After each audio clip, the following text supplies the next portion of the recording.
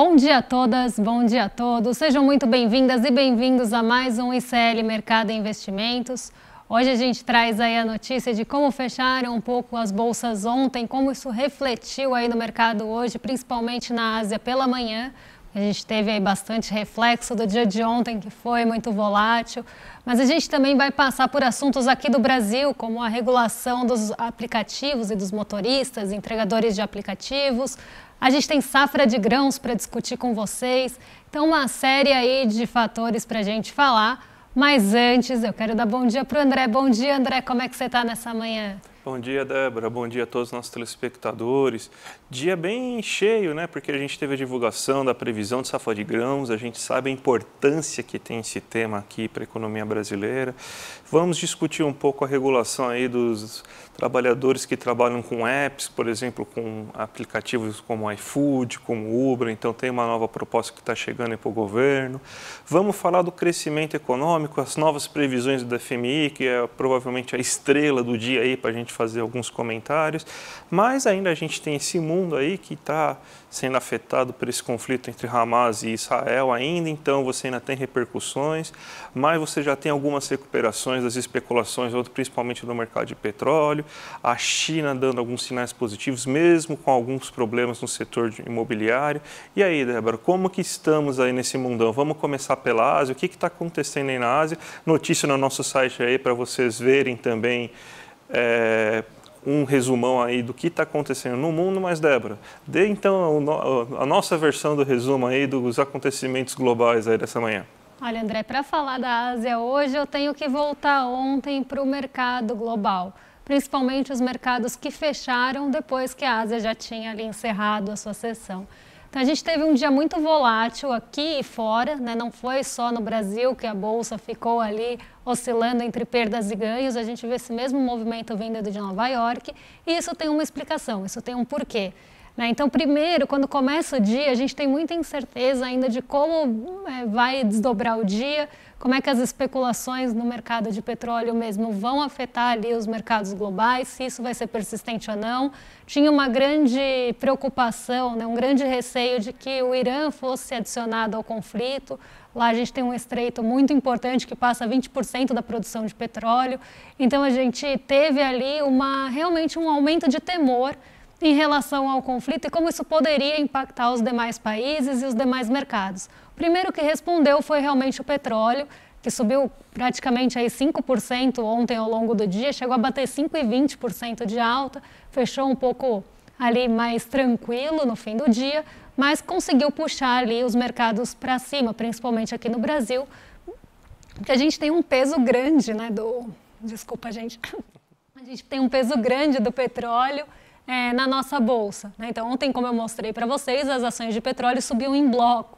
Todos os destaques positivos eram ligados ao petróleo e os negativos também, porque a gente teve uma tendência global, como eu já tinha até alertado pela manhã, de companhias aéreas operando ali no negativo, tendo perdas ontem, porque o preço do petróleo subiu e a gente tem ali derivados do petróleo que são usados como querosene de aviação, nas companhias aéreas, isso aumenta custo, e isso faz também com que a empresa tenha ali um viés negativo. Então, isso não foi algo exclusivo do Brasil, isso foram tendências globais. O que aconteceu ao longo da tarde que isso mudou a direção e afetou a Ásia pela manhã? A gente teve, primeiro, uma primeira sinalização que podia ter uma trégua entre o Hamas e Israel, que podia ser negociada alguma trégua, então esse foi o primeiro ponto ali que começou a ter uma melhora ali nas bolsas, uma melhora de humor mesmo. E, por fim, um dirigente do FED falou durante a tarde, na verdade foi o vice-presidente do FED que falou ontem durante a tarde. O FED, para quem não sabe, é o Banco Central dos Estados Unidos. E aí ele começou falando que não sabe se o aperto monetário vai ser suficiente para levar a inflação para a meta, mas que, além disso, eles vão ali manter outros indicadores no radar. Então, eles vão olhar também para as treasuries, vão olhar para os outros indicadores. Então, isso fez com que a melhora ocorresse em Nova York, porque foi considerado um posicionamento menos rígido. Talvez apontando aí, depois eu vou montar como isso bateu ali no monitoramento do CME Group, mas como isso mudou ali o humor mesmo e as expectativas em relação às taxas de juros nos Estados Unidos. Então isso arrefeceu ali aquele temor inicial, principalmente em relação ali a mercados dos Estados Unidos. Ontem era feriado por lá, as bolsas funcionaram normalmente, mas a gente teve ali uma menor liquidez de câmbio e também de juros futuros, porque os mercados das Treasury estavam fechados. Então hoje o mercado abre inclusive com queda nos rendimentos. E aí eu chego no ponto que eu estava começando, né, André? Como é que isso bateu na Ásia? Bateu de uma forma mista, tá? Então alguns indicadores, alguns índices asiáticos subiram por conta desse movimento de Nova York vindo no fim do dia, e algumas bolsas ainda ficaram no terreno negativo, repercutindo ali o movimento e as incertezas em relação ao Oriente Médio. Quem liderou os ganhos na Ásia ontem, na verdade hoje pela manhã, foi o Japão. Então eu vou colocar aqui na tela para vocês o Nikkei 225, que foi o índice que liderou os ganhos com alta de 2,43%, porque o Nikkei 225 ontem estava fechado, era feriado no Japão, e hoje ele abre positivo aí puxando esse humor de Nova York. Como eu sempre falo aqui, Nikkei 225 é o índice mais sensível a movimentações nos Estados Unidos. Então ele fecha bem positivo hoje. A gente teve outras bolsas no terreno positivo, como o Hang Seng, e o Hang Seng é até um caso que eu quero comentar aqui com vocês, porque ele fechou positivo contrapondo o movimento da Country Garden. A Country Garden é uma incorporadora chinesa que está com dificuldades já há algum tempo, a gente vem falando dela, e hoje ela sinalizou para a inadimplência. Ela falou que não vai conseguir pagar suas dívidas porque ela está com um baixo volume de vendas, ela teve redução ali nas suas vendas, e ela começou a sinalizar que ela não vai conseguir pagar as dívidas. Isso fez com que ela caísse mais de 4% no mercado asiático, mas não o suficiente para levar o Hang Seng para o terreno negativo, que ainda ficou ali com um desempenho moderado. Mas aí mais um ponto do setor imobiliário chinês para a gente ficar de olho, porque a Country Garden é uma grande incorporadora e ela sinalizou aí já para um possível calote, não vou conseguir pagar. Então esse é o resumão aí, um resumo grande, porque a gente teve muita coisa acontecendo na tarde de ontem e no comecinho da manhã hoje, André. Perfeito, Débora. Então vamos agora para o nosso Brasilzão, que você teve notícias importantes divulgadas pelo IBGE. A safra de grãos foi revelada, notícia inclusive no nosso site, né? Então você teve, na verdade não é a safra de grãos em si, é uma expectativa até o final do ano. A gente está agora com uma expectativa de 318,1 milhões de toneladas de grãos sendo produzidas até o final desse ano, né, de 2023.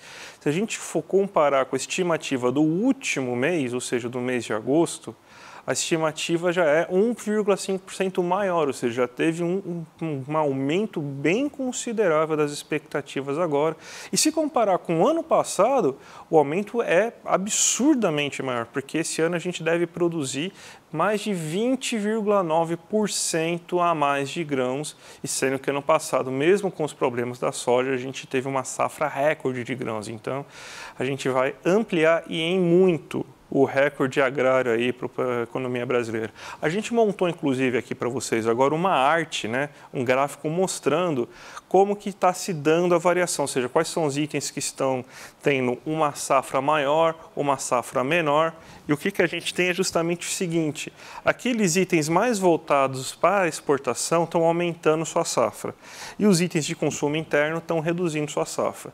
O feijão, vamos lá, primeiro para o feijão, né? O feijão na primeira e a segunda safra, que são as safras que mais importam mesmo, a terceira safra, quase como uma safrinha que eles chamam, né? Uma safra que é basicamente sim, o resto mesmo assim do que sobrou aí das outras safras, né? Simplesmente uma safra bem pequena, ela vai ter um aumento da terceira safra de 20% em relação ao ano anterior. Mas se pegar as duas primeiras safras, que são as que importam, você vai ter uma queda de 7,4% e 9,9% respectivamente. Ou seja, o Brasil está produzindo menos feijão, e até porque está produzindo em menor área também feijão. Então não é uma questão simplesmente de produtividade, a gente está reduzindo a área de plantio de feijão durante esse ano. O arroz, você vai ter uma queda de 5,1%, o Brasil até tem uma certa exportação de arroz, mas o lugar onde mais se planta arroz no Brasil é o sul. A gente está vendo toda a catástrofe, né, Débora, que está acontecendo nas regiões. Agora não é mais o Rio Grande do Sul, agora é Santa Catarina que está sendo afetada, né? Então você tem uma queda esperada de 5,1%. Mas nos demais itens, vamos muito bem, obrigado. O milho, que já teve uma alta expressiva, porque o milho brasileiro está substituindo o milho ucraniano, no mundo, principalmente na Europa, vai crescer mais 10%. Aliás, a gente até deu aqui, né, que o Brasil provavelmente vai passar os Estados Unidos, né, na produção de milho, inclusive na venda de milho, né? Então, o milho está crescendo bem.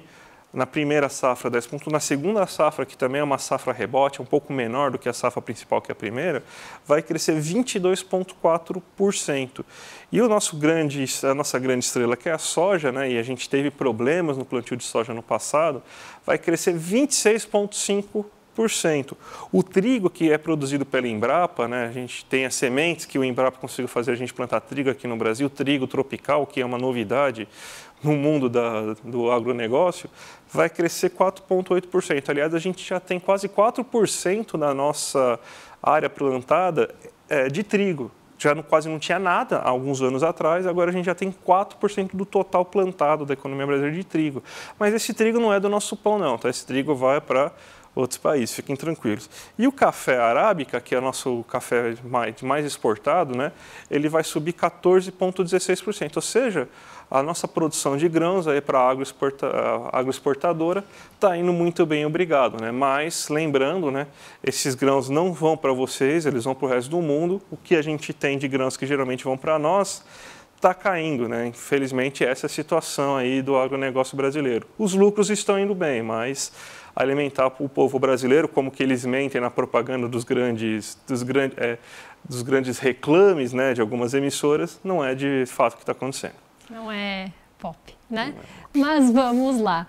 Até complementando aqui, né, quando a gente traz aqueles mapas, né, traz aquele percentual de quanto vai para cada cultura, a gente vê justamente um reflexo disso, né? Que é cada vez mais uma pauta, uma matriz ali voltada para a exportação, então áreas de plantio e culturas voltadas para a exportação e cada vez menos aqui para a nossa alimentação, para o nosso Brasil, né? Então, excelente colocação. É que nem o trigo é do nosso pãozinho, né? O trigo que já ultrapassou muitas vezes arroz e feijão, chegou ontem e não é o do pãozinho, é para fora. Mas também falando aí de Brasil, a gente tem novidades e riscos aí que estão sendo levantados em relação à reforma tributária, né, André? Sim, matéria do nosso site, inclusive, né, porque algumas entidades estão alertando, porque qual é um dos grandes problemas da reforma tributária? É justamente esses puxadinhos, né, que estão sendo levantados, e a gente já está alertando vocês que cada vez que tem esse puxadinho levantado por um setor, e esses setores muitas vezes alegam que eles empregam muito, mas não empregam tanto. A gente pode ver assim que os setores que estão menos empregados, os setores que mais estão empregando não têm essas isenções tributárias. E setores que empregam muito pouco estão com essas isenções tributárias. E agora chegou a vez do Instituto Sou da Paz e a Oxfam elaborar um estudo mostrando que existem brechas dentro da reforma tributária para um dos puxadinhos mais complicados, que além de elevar provavelmente o IVA no cálculo final da reforma tributária, vai fazer com que exista isenção tributária de armamentos. Então, olha só que perigo, Débora. Então, às vezes o pessoal acaba deixando passar alguns pontos, ainda bem que esse pessoal do Sou da Paz e da Oxfam também, que é um instituto bem sério aí de pesquisa, né, fez esse levantamento, porque tem que ser eliminado. A gente sabe como que os lobbies são grandes, a gente sabe que o lobby da arma, a bancada da boi, bala e bíblia, se tiver um aumento de poder, um aumento de força no Congresso nesses últimos anos, e eles vão tentar fazer assim, vão falar que não é para isso, né? Então a gente tem que tomar cuidado, mas a gente sabe que no final você pode ter então a gente financiando o armamento, e eu acredito que não é isso que ninguém queira, né, Débora? Exatamente.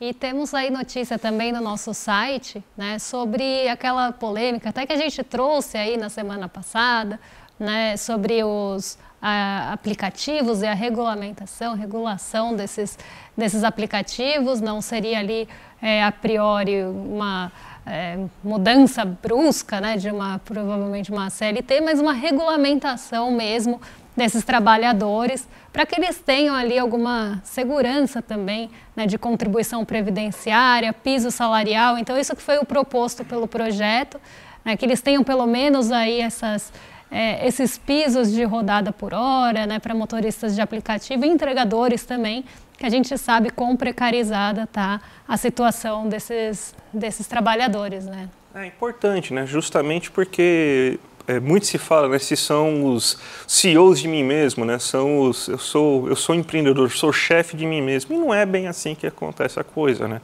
Você tem uma grande empresa por trás disso, sem aquela grande empresa, aquele trabalhador não consegue trabalhar, eles ficam dependentes, seja da Uber, da 99, a gente só fala da Uber aqui, mas temos a 99 também, então vamos dar nome aos bois também, ou da Rappi, né, a gente só fala do iFood, então também da Rappi, então você fica muito dependente aí desses grandes aplicativos que acabam tornando assim os trabalhadores meio que reféns e não consideram eles como trabalhadores.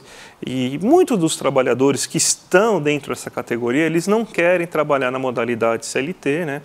Já existiu toda uma demonização, que nem demonizaram o funcionário público, demonizaram a Previdência, demonizaram os sindicatos, demonizaram também a CLT, né? Então a direita, a extrema-direita conseguiu muitas coisas aí colocar na cabeça das pessoas. Então eles não querem. Então está se tentando fazer uma nova modalidade que pelo menos garanta alguns mínimos, como você ter direito a trabalhar, ganhar um salário mínimo, né? Então por isso que você tem esse piso, né? 1 hora rodada por R$30 e para os motoristas e para os motoboys de R$17, previdência, um seguro previdenciário que garanta assistência funerária, pelo menos. A gente sabe que esse trabalhador ele está sofrendo muito risco, ele tem muito risco de acidentes graves, principalmente a categoria dos motoboys, então é muito importante isso, né?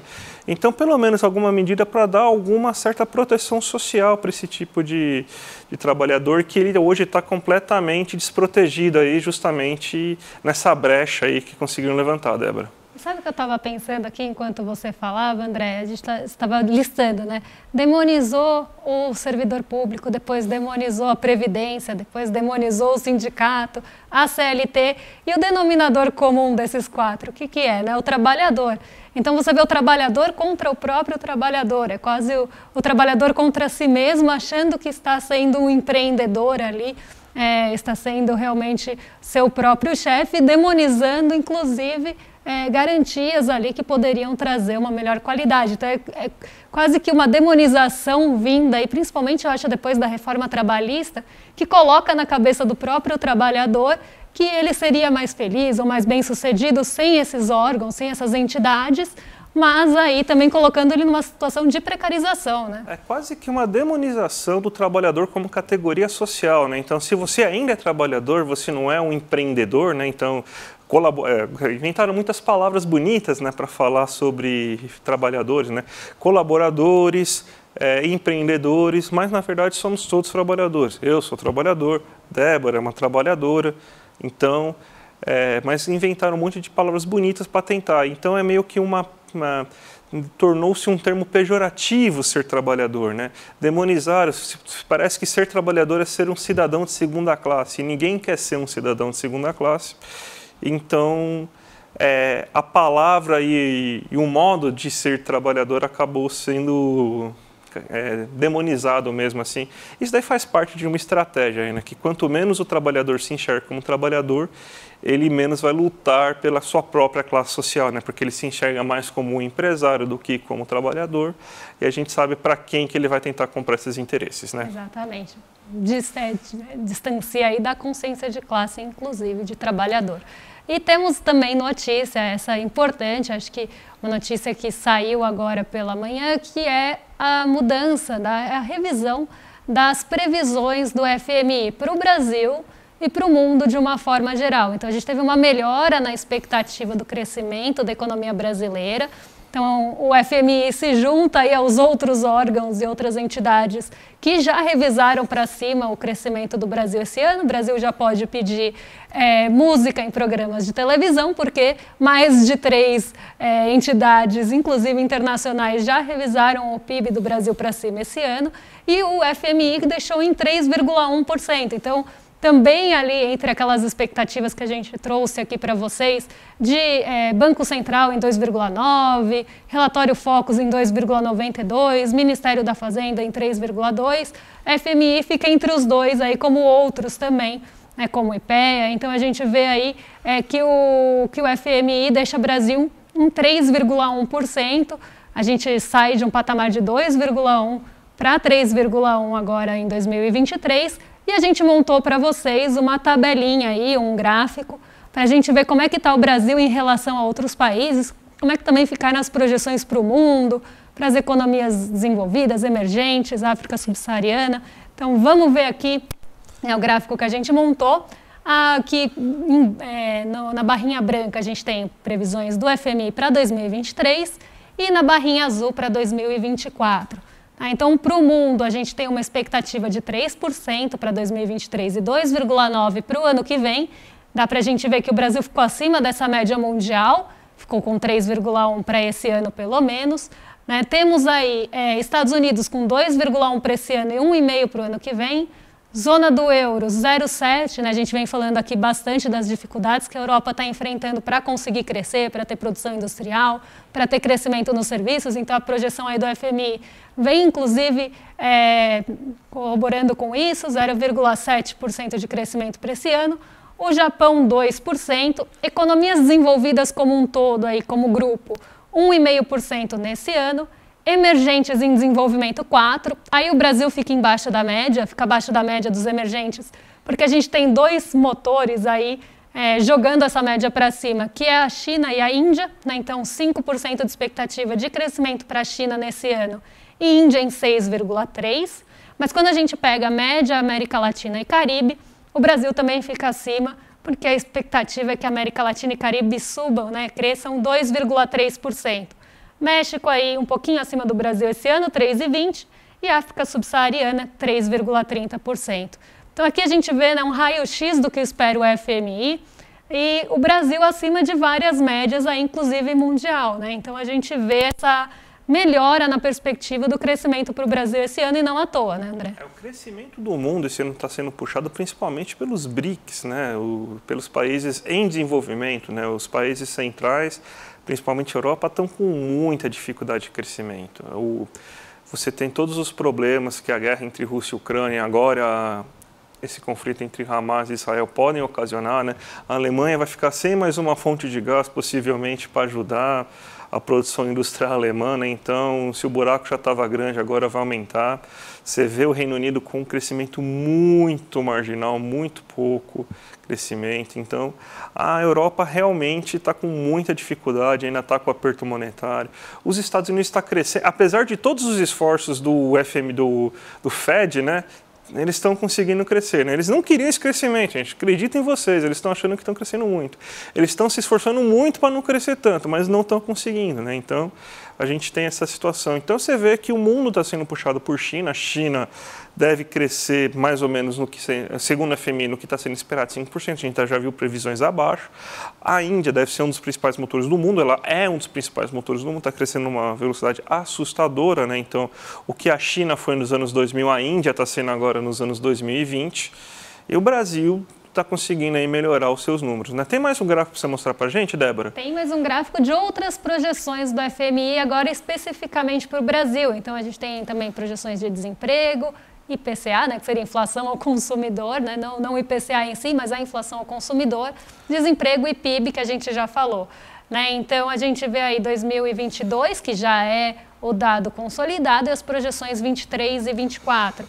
E aí a gente vê que para inflação ao consumidor, a gente tem 9,28 em 2022, a expectativa é que fique em 4,73 nesse ano, abaixo inclusive de outras projeções que a gente vê para a inflação ao consumidor, e ano que vem 4,45. Desemprego, o FMI espera que saia ali de uma base de 9,25 no ano passado para 8,33 nesse ano, um pouco acima dos patamares atuais. E crescimento aí, a gente colocou o PIB só para comparação, só para fechar o quadro, mas a gente tem aí os outros dois indicadores também sendo previstos aí pelo FMI para o nosso Brasilzão. Perfeito, Débora. Então vamos agora para o nosso giro de mercado aqui no Brasil, o que está acontecendo, quais são as referências, até porque você tem um CMA Group também, Mas vamos primeiro aí colocar na sua tela para você falar o que está acontecendo com o Ibovespa, o que está acontecendo com o petróleo no dia de hoje aí. Parece que o petróleo teve uma queda depois daquele susto ontem, Parece que as especulações voltaram ao normal, É isso mesmo? Voltaram um pouquinho, Não voltaram tudo.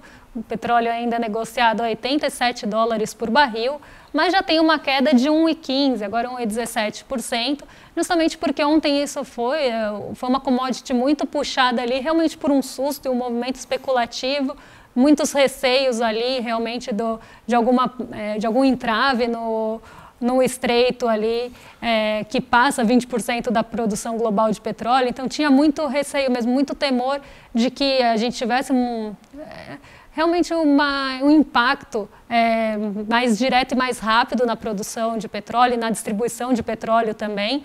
Então a gente teve esse primeiro susto mesmo, mas hoje as expectativas já estão um pouco mais calmas e também passou muito do movimento especulativo e o petróleo é negociado a $87 por barril. Ainda num patamar mais elevado do que a gente viu em alguns outros momentos, mas já um pouco arrefecido em relação aí a ontem, principalmente. A gente teve até o FMI quando lançou, né, esse olhar que ele dá para o mundo, ele inclusive falou que se subisse 10% o preço do petróleo, isso podia trazer uma inflação global 0,4 pontos percentuais maior. Enfim, eles fizeram também esse estudo, porque ontem realmente foi o assunto do dia, foi um susto. O Ibovespa sobe hoje, acompanha bolsas em Nova York, e aqui um pouco também por esse arrefecimento em relação às expectativas de um conflito maior envolvendo outras regiões. Então isso acabou também diminuindo hoje, e porque o dirigente do Fed, vice-presidente do Banco Central dos Estados Unidos e outros dirigentes que estão falando agora, estão apontando realmente para uma inflação não controlada, mas um pouco menos aí, eles estão olhando para núcleos desacelerando. A gente sempre fala que o núcleo, ele exclui os preços voláteis como os combustíveis, como a energia e a alimentação. Esse núcleo está desacelerando e eles sinalizaram que tem a possibilidade dele continuar desacelerando. Então isso trouxe ali um pouco de calma e o mercado de treasuries, que ontem estava fechado, hoje abriu em queda. Então isso aumentou o apetite pelo risco, as pessoas começaram a voltar para as bolsas emergentes respondem mais rápido, tanto quando aumenta a aversão a risco e esse recurso sai, mas também quando volta esse apetite pelo risco e esse recurso volta. Então a gente vê o Ibovespa subindo aí acima de S&P e Nasdaq hoje, Nikkei 225 que a gente já passou, liderou altas na Ásia. A gente tem o dólar também caindo hoje, também refletindo aí esse movimento de arrefecimento nos rendimentos das treasuries, então os rendimentos caíram hoje, e aí o dólar se enfraquece frente à real, e a gente tem esse movimento aí mais geral. E aí quando eu falei mais cedo, né, que a gente teve aí essa expectativa dos juros sendo aí um pouco mais acalmadas, mais abrandadas pelo discurso de ontem e que deve ter continuidade hoje, a gente teve a atualização ontem à tarde do monitoramento do CME Group, que mostra ali o que os agentes do mercado estão esperando para as taxas de juros dos Estados Unidos. Então, na sexta-feira, a expectativa era de 27% de elevação, de 0,25 ponto percentual na taxa de juros dos Estados Unidos, e 72,90% dos agentes acreditavam em manutenção. Então, um cenário aí que a manutenção era maior, mas a elevação estava crescendo. Inclusive, durante as semanas, a elevação estava ganhando espaço. Depois que fala o dirigente do Fed, que saem alguns outros dados mais mistos do payroll, isso se inverte. Então, na verdade, diminui, né? A gente tem uma probabilidade de elevação de 16,4 e manutenção 83,6. Isso também acaba refletindo naquele sentimento de aversão ou apetite pelo risco. No caso, hoje é apetite pelo risco, porque estão esperando aí que as taxas sejam mantidas e não elevadas. Então, isso faz com que os mercados vão ali buscar outros riscos para ganho. E isso faz com que também ele venha aqui para mercados emergentes, incluindo o Brasil. E vale lembrar que Brasil, quando a gente fala desses mercados emergentes, é o que tem a maior sensibilidade cambial também. Então a gente tem uma sensibilidade de bolsa que atrai recursos e como o real é uma moeda muito líquida, ela também responde em maiores grandezas, para cima e para baixo. Então ela acaba sendo mais sensível a esse tipo de notícia, a esse tipo de movimentação. Então uma notícia como essa mudança nessa expectativa dos agentes para as taxas de juros em novembro, faz com que o dólar também caia e o real se fortaleça, até em maior escala do que outros emergentes, André. Perfeito, Débora. E, gente, é hoje, hein? Hoje, a grande aula do Eduardo Moreira. 3 regras para investir com resultado. A partir das 8 horas da noite, a gente vai estar aqui ao vivo, Eduardo Moreira, e eu e a Débora também respondendo a perguntas de vocês aí no final da aula. Então não percam, imperdível. Aqui ó, o link para vocês se inscreverem hoje, para vocês serem avisados aí na hora que começar a aula, edu1.com.br/mercado. Então, e lembrando, não tem replay, então é só hoje que vocês vão conseguir ver essa aula, gente. Então, imperdível, não percam essa aula e vamos lá, vamos dar audiência aí, que com certeza vai valer a pena vocês acompanharem essa super aula aí de finanças do Eduardo Moreira. E pedir para vocês continuarem aqui também com o ICL. Então, a gente vai ter hoje, não vai ter o Sinapse por causa da nossa aula aí com o Eduardo Moreira, mas a gente vai ter sim o ICL Notícias 2, né, com a Gabi Varela, nossa dupla de Chicos de sempre, Chico Sá e Chico Pinheiro. Então, a partir das 6 horas da tarde até as 7h30, vocês ficam aí com o ICL Notícias 2 e já emenda na nossa super aula aí com o Eduardo Moreira, tá certo, gente? Amanhã a gente está de volta a partir das 7, mas antes disso, às 8 horas, eu e o André estaremos aqui. Não sei vocês aí em casa, se ainda não inscreveram, se inscrevam. Não sei como vocês estão aí em casa, mas eu já tô com roupa de ir. Então, a gente se vê às 8 horas e amanhã, a partir das 7, estamos aí com toda a nossa programação Desperta, ICL Notícias primeira edição. A gente tem em sequência o Em Detalhes, aprofundando ali um tema para vocês aí em casa e a gente entra aqui a partir das 11 horas amanhã, mas hoje a gente ainda se vê, então nem vou dar até amanhã, vou dar até daqui a pouquinho. Mas aí amanhã, importantíssimo aí nosso programa de mercado, porque sai IPCA, inflação. Então vamos falar aí do que está pesando no nosso bolso, vamos ver o impacto dos combustíveis. Então até já já, nem vou me despedir até amanhã, até já já. Até mais, gente. Tchau, tchau.